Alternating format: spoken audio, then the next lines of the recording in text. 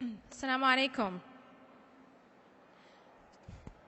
أعوذ بالله من الشيطان الرجيم. بسم الله الرحمن الرحيم، والصلاة والسلام على رسول الله وعلى آله وصحبه أجمعين. رب اشرح لي صدري ويسر لي أمري واحلل عقدة من لساني يفقهوا قولي. I was asked to talk about a very important topic that is very, very relevant right now, and that was this concept of لا تحزن إن الله معنا. Do not despair, do not be sad, do not lose hope, for Allah is with us. Now, before I get to that, I want to talk about some of the things that can make us despair along the path to Allah subhanahu wa ta'ala.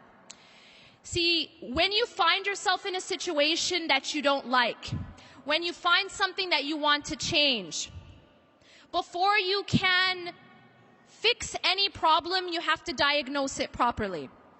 In order to diagnose a problem, however, you have to have the proper sight.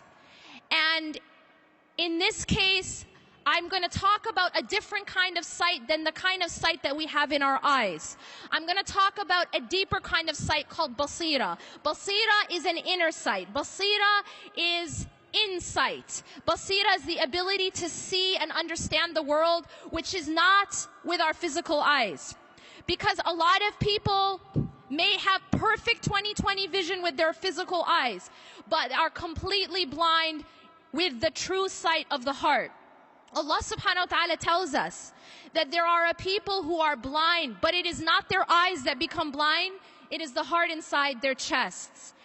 See, the thing is, a lot of us believe that we understand and comprehend the world through our physical eyes and our mind. But in reality, Allah subhanahu wa ta'ala tells us that the heart is the apparatus by which we see the world. It's the apparatus by which we comprehend and understand the world. And that's why Allah says, لَهُمْ قُلُوبٌ لَا يَفْقَهُونَ بِهَا, that they have hearts that they don't understand with. لا لهم قلوب لا يعقلون بها, that they have hearts they don't reason with, that this apparatus of our heart is how we are going to understand the world. And if the heart is warped, if the heart is covered, if the heart is not working properly, then our understanding and sight of the reality around us is not going to work properly. And that's why Allah warns us about this kind of blindness, the kind of blindness where the heart is blind. Right now, we are facing a situation with a lot of confusion. Right now, when we look around us, it looks dark. And it's hard to know which way to go. Different people saying different things. Who am I supposed to believe? Which group am I supposed to follow? Which website am I allowed to read? And so there's a lot of confusion. And whenever there's confusion, you are not going to find your way by simply giving that task to someone outside yourself. Yes, we need to seek knowledge. And yes, we need to seek the people of knowledge. But I'll tell you this. If this room had blinding lights, right now the blinding light's only in my face, but if this room had blinding light all over the room, and you had a blindfold on, would you be able to see the light? The answer is no.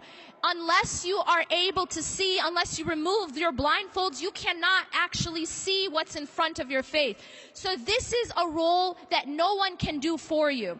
See, you can have the most amazing teacher in the world, but this is a job that you have to do individually with Allah subhanahu wa ta'ala. And that is, you have to polish the lens. That lens is the heart. The heart is how you are going to be able to see the world. You have to take care of the heart so that it's healthy enough to be able to receive that light.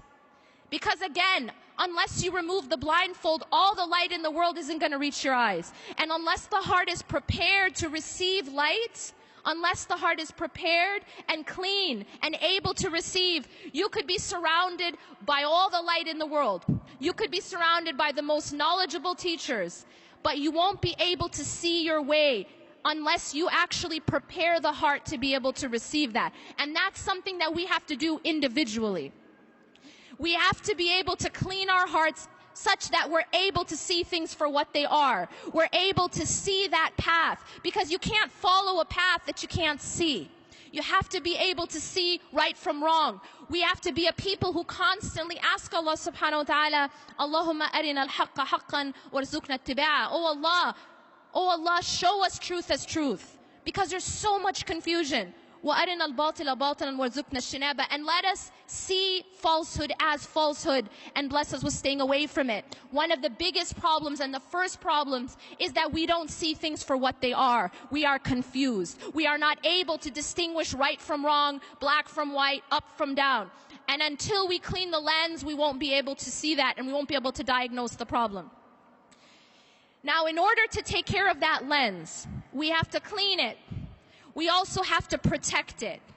I warn you and I warn myself from something that's very, very easy to do right now. It's a subtle point, but it is extremely dangerous. And that is focusing on the problem itself. See, one of the most powerful stories to me is the story of Musa alayhi salam in front of the Red Sea. I feel like within this story, it's like a narrative that explains our whole condition and the reactions that we have when we are faced with challenges. And Allah subhanahu wa ta'ala shows us in this story, He compares and contrasts the reactions of different people to the same external event or the same external obstacle. فَلَمَّا تَرَاءَ الْجَمْعَانِ قَالَ أَصْحَابُ مُوسَى إِنَّا لَمُدْرَكُونَ. When Musa alayhi salam is now trying to escape Pharaoh, there's a Pharaoh following behind with his army. And now him and his people are they're in front of the Red Sea. And there's an army behind them. And this is a superpower army. And they're a group of slaves. And now they're put in this very, very difficult situation. Do we find ourselves in a difficult situation just now? Yeah, kind of. We have only a couple more days, right? We are in a very difficult situation. And Allah says, when the two groups saw each other, the people of Musa, قَالَ أَصْحَابُ مُوسَى إِنَّا لَمُدْرَكُونَ. The people of Musa alayhi salam said, we will indeed be overtaken. That's exactly how many of us felt after the last election. We indeed will be إِنَّا لَمُدْرَكُونَ. And that's a very natural reaction to being stuck in front of the Red Sea with a superpower army behind you. It's a natural reaction that we had. But I want to tell you something amazing, and that is the reaction of Musa alayhi salam. In that same exact situation, he's looking at the same situation, but his basira, his heart is looking at and focused on something else. قَالَ كَلَّا. He said, no, by no means. The word كَلَّا, as you know, is a very emphatic no way, absolutely not. قَالَ كَلَّا إِنَّ مَعَيَ رَبِّي سَيَهْدِينَ. Indeed, my Lord is with me, and He will guide me through this. The reason why I love this story so much is because this story isn't just a story. It's awesome, it's something we tell our kids, but it isn't a bedtime story. It is a sign, and Allah actually continues to say in فِي ذَلِكَ لَآيَةٌ, that indeed in this is a sign, but most people don't get it. Most people don't understand. It is, you and I are never going to be in front of a large body of water with an army behind us, but we are going to be put in situations where we feel trapped, and we are going to be put in situations where we don't see a way out, and we feel that way just now. We feel that way politically. We feel that way socially to a large degree. But what's so powerful here is how was Musa alayhi salam able to respond in that way? How was he able to say, no, we will not be overtaken. No, I'm not going to be shaken. I'm not even worried that we're going to be overtaken. Why was he able to do that? And the answer is because his focus was not on the problem. His focus was not on the Red Sea, and his focus was not on the army. His focus wasn't on Trump. His focus was on Allah. His focus was that, no, Inna ma'aya Rabbi sayahdeen, my Lord is with me. And if Allah is with you, you don't have to worry. He will guide me through. Allah is teaching us a timeless lesson. We're gonna be put in situations where we feel trapped. That's a promise. We're gonna be put in situations that look impossible. And what also strikes me about his story is that he didn't know how he was gonna get out of that situation. It's not like people were going around splitting seas. This wasn't like a regular occurrence. And yet he did not worry, even though he didn't know how. See, for us, it's easy for us to say, oh, it's no problem because I got a plan, A, B, C, D. We know exactly how it's going to happen. But when you don't have any idea how it's going to happen and you still put your trust in Allah, that is tawakkul. He knew Allah is with me and He will guide me through. Now y'all are going to say, but what about doing our part? I know I'm at Mass. What about doing our part? And the reality is, what's so beautiful about this story is that although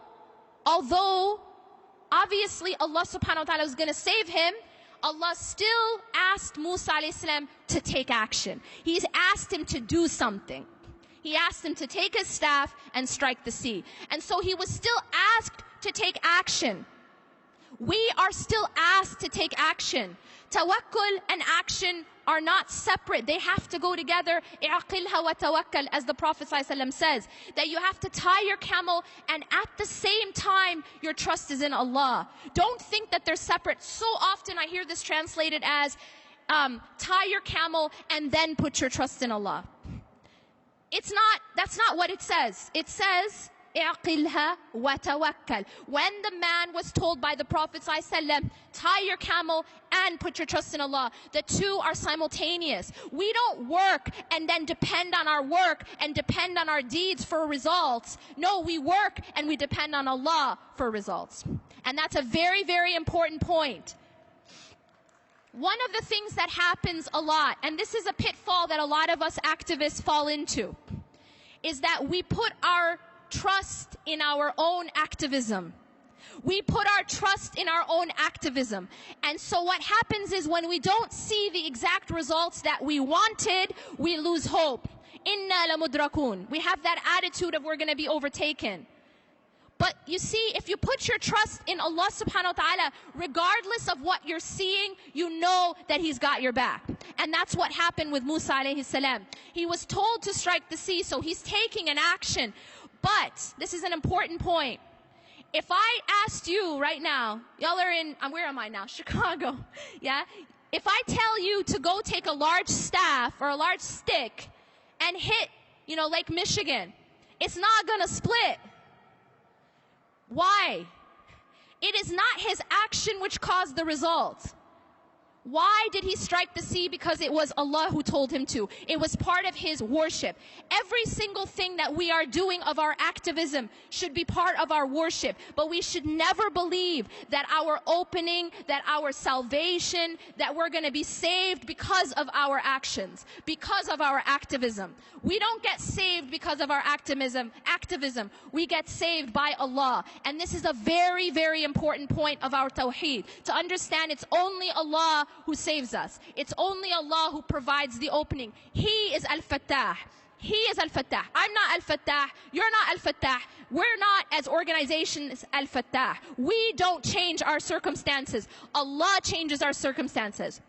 But here's a very important point about the formula for change. إِنَّ اللَّهَ لَا يُغَيِّرُ مَا بِقَوْمٍ حَتَّى يُغَيِّرُ مَا بِأَنفُسِهِمْ. Yes, Allah is the one who changes our circumstances. But Allah also says that indeed Allah does not change the condition or the circumstances of a people until they change what's inside themselves. There is a job that we have to do. There is a striking of the sea that we have to do. But we have to, at the same time, never despair. We have to, at the same time, have the attitude of Kalla inna ma'a rabbi sayahdeen. Indeed, my Lord is with me and He will guide me through. This is extremely essential. And I will tell you this. If you are focused too much on the problem, you will have the reaction of Bani Israel. Because if all we talk about is the problem, if all we think about is the problem, if all we post about is the problem, if all we discuss is the problem, then what happens is, and this is a psychological reality, whatever you focus on grows. Whatever you focus on grows. This is why Allah subhanahu wa ta'ala told us to focus on dhikr. That the more that we focus on the remembrance of Allah, the bigger the importance of Allah subhanahu wa ta'ala is in our lives. But if we're focused on everything that's going wrong, if our focus is on everyone who's saying this about us, and they're going to do this to us, and then this, and that's it, and that's my focal point, I promise you, we will fall into despair. And the reason for that is that the problem will actually grow because it becomes our focal point. And this is a dangerous thing that we fall into. Our focal point needs to be Inna ma'aya Rabbi sayahdeen. This is a very different focal point. The focal point of Musa alayhi salam, indeed my Lord is with me and he will guide me through. Yes, I do my part. But while I'm doing my part, my heart is looking at Allah. My heart isn't looking at the problem. My heart isn't focused on what Trump is saying or what Trump isn't saying or what he's going to do or what he's not going to do. Yes, I do my part because it's part of my worship. But Allah subhanahu wa ta'ala is my focus. And when Allah is your focus, then you don't fall into despair because you know that Allah's got you. This is extremely important. The other thing that happens on our path to Allah subhanahu wa ta'ala, or that can make us fall off track, is if you think about a person who gets in the car and they start driving, right? There's two ways for you to get off track. Number one, you can run out of fuel. What's going to happen if you're driving and you never stop to fill up with gas? What's going to happen is that you're going to run out of fuel and you're never going to end up at your destination.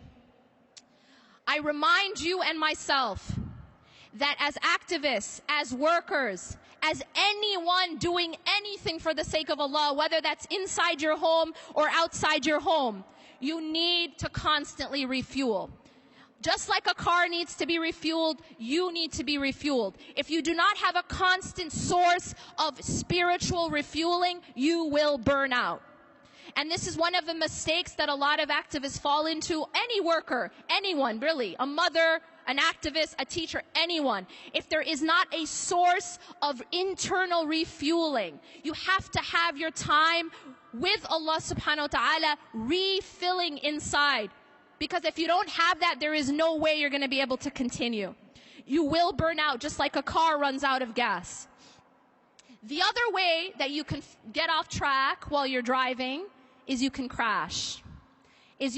Something can come and hit you and you can fall off or you can get off track. Here's the thing. I'm going to give you guys an analogy. You all know the story of the three little pigs, right? So the thing about the three little pigs is that you have these three pigs and each of them built a house. But you have one pig that was really lazy. And so that pig that was really lazy built a very weak house.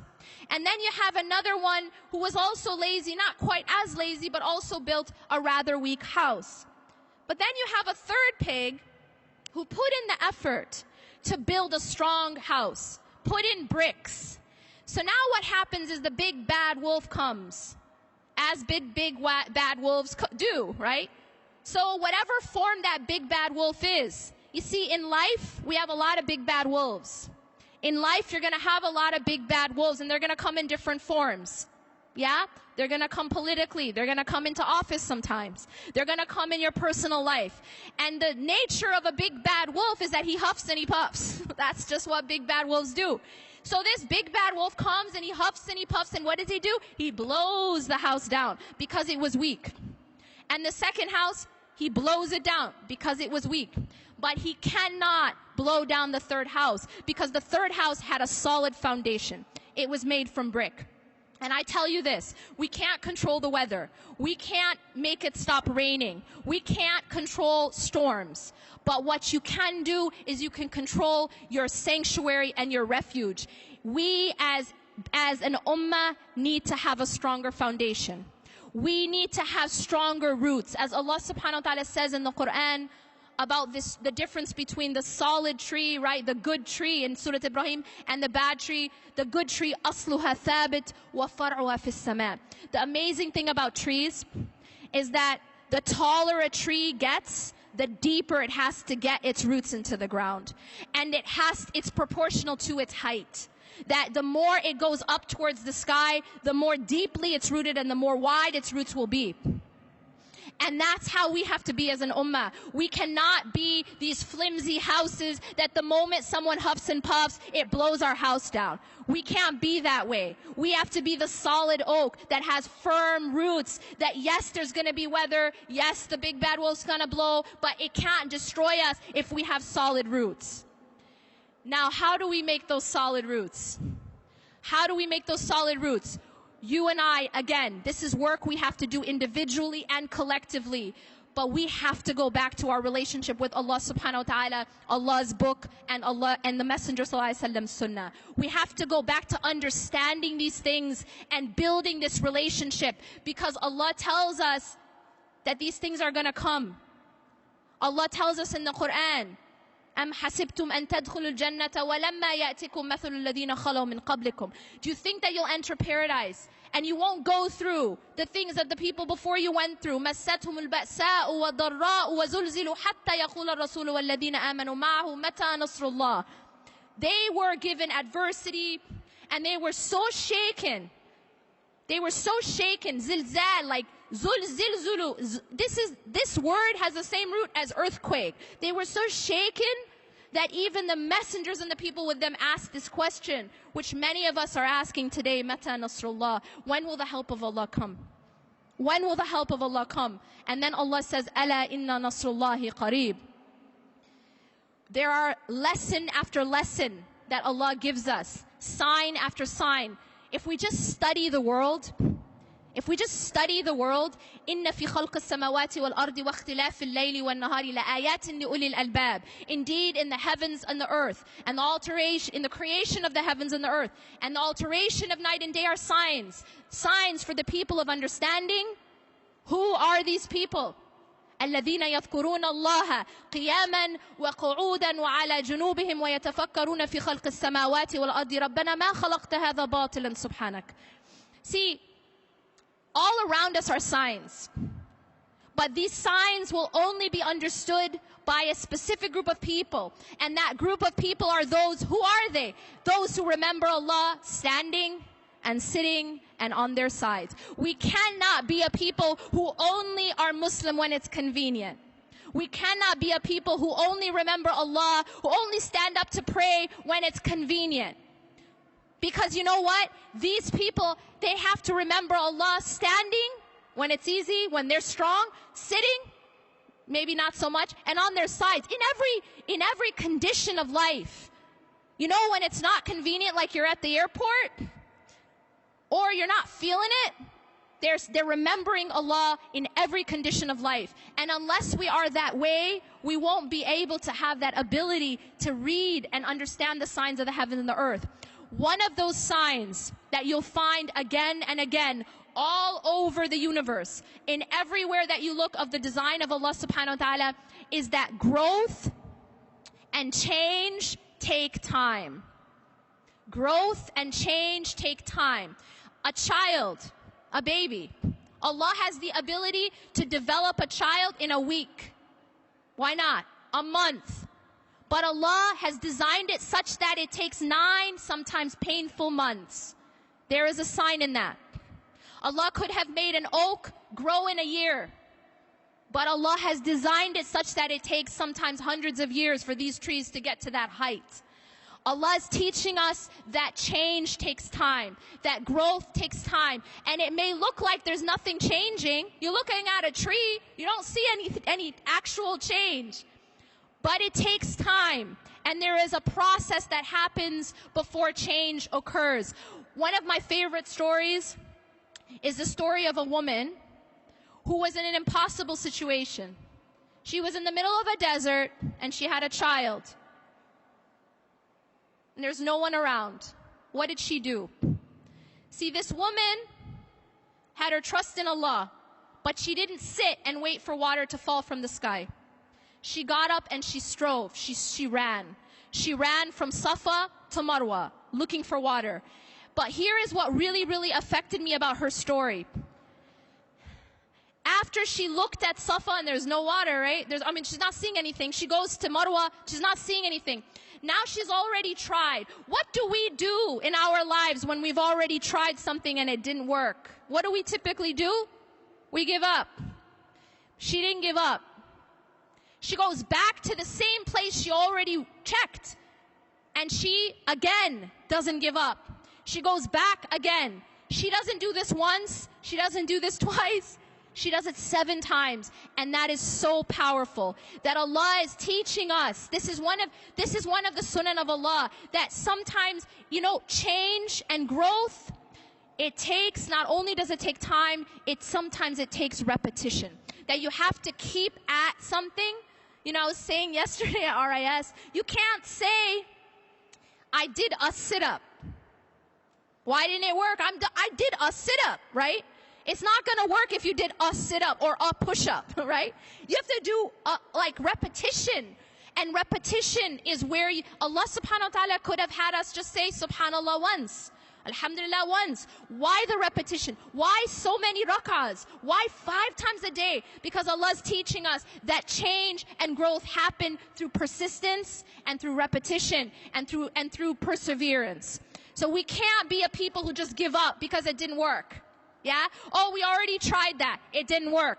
You have to be a person, we have to be a people of endurance. This isn't a sprint. It is definitely a marathon. It is definitely a marathon. We have to have endurance. We can't just give up the moment that something isn't working out. Finally, I want to say this. Part of our path to Allah subhanahu wa ta'ala is our relationship with the Creator, but part of it is our relationship with the creation. One of the principles that you'll find throughout the text is this principle. The way we are with people is how we should expect Allah to be with us. Again and again we're told this principle, that if a person does not care about others, if a person is not merciful with others, then he will not be shown mercy by Allah. That if a person shows mercy for the creation, the Creator will show mercy towards him. There's a hadith in which the Prophet ﷺ tells us parallel after parallel. And in this hadith, he tells us that if you help a person in need, Allah will help you when you're in need. That if you take away, a difficulty that a person is going through, then Allah will take away a difficulty that you're going through in this life and the next. And Allah will continue to help you so long as you help your brother or sister. That we have to be a people of compassion. We have to be a people of mercy. We have to care about the struggles of others. We have to. And that's part of our iman. We are not an ummah of pulling away and saying that I'm just going to worship on my own in private. We have to be part of the society, and we have to care about the pain and struggles of others. We have to be at the forefront of this. This is part of our deen. The Prophet ﷺ said, when you see something wrong, you have to try to change it. And it's only if you cannot, then at least hate it in your heart. And that's the weakest of iman. But if we don't even have that, if we don't even hate it in our hearts, then that's a problem with our iman. We have to be a people of compassion. And we have to be a people of hope. Allah subhanahu wa ta'ala has told us again and again in the Quran that we're going to face struggle. I'm going to end with this. It's one of my favorite du'as in that it encompasses how a believer's state should be in hardship, how a believer's response should be in difficulty. And that is Ayyub alayhi salam. He had gone through struggle after struggle after struggle, test after test after test. He was